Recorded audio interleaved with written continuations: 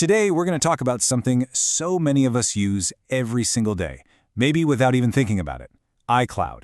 It's that digital space where our lives, our photos, and our files are all backed up and saved. Our goal here is really simple. It's to help you stay aware, stay calm, and feel safe with the data you trust to the cloud. This isn't about creating fear. It's about giving you the knowledge you need to feel secure. So, first things first, let's think of your iCloud account as your digital home. It's the place where all your most valuable things, your memories, your important documents, all your personal files are kept safe. At its heart, iCloud is this amazing service that just automatically syncs everything, from the photos you snap to the contacts you save. And what this does is it makes your digital life accessible across all your devices, and, maybe most importantly, it gives you a crucial backup if something ever happens to one of them.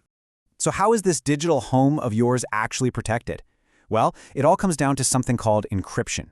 You can think of encryption as the locks on your doors and windows. But, as we're about to see, not all locks are created equal.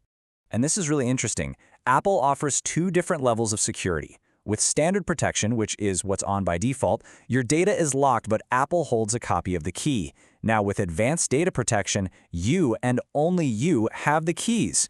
It's basically the difference between your landlord having a master key to your apartment and you having the only key in existence. Okay, so now that we understand the locks, let's talk about the common ways that security can get compromised. What we're doing here is basically checking for any unlocked doors or open windows in our digital home. So the question is, where are the weak points? Because understanding them is always the very first step to making sure your information stays safe.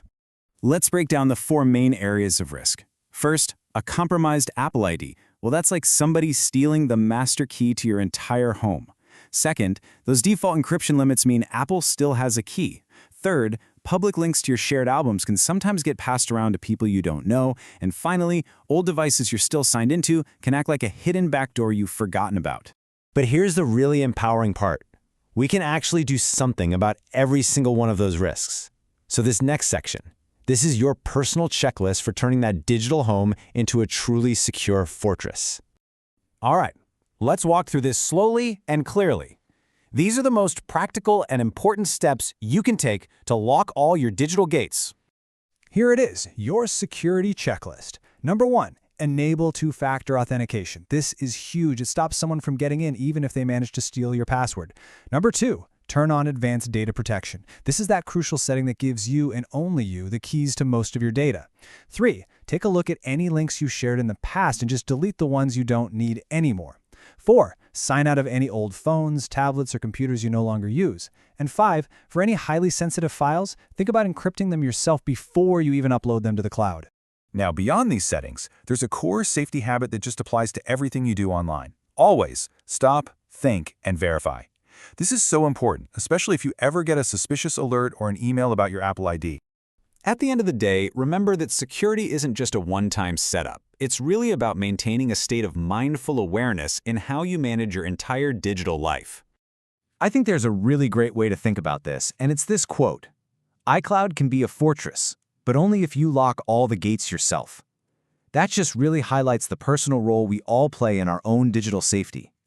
So, let this be the main takeaway. Just treat your Apple ID with the same care and respect you would treat the master key to your physical home. Because in the digital world, that's exactly what it is. Today's topic is just one piece of the puzzle of staying safe online. The goal is not to fear technology, but simply to stay informed and to be cautious. Your awareness is your protection. If you stay alert, you stay safe. So I'll just leave you with this one question to think about. Are your digital gates locked? Thank you for watching. Stay safe, stay aware, and please share this information with your family.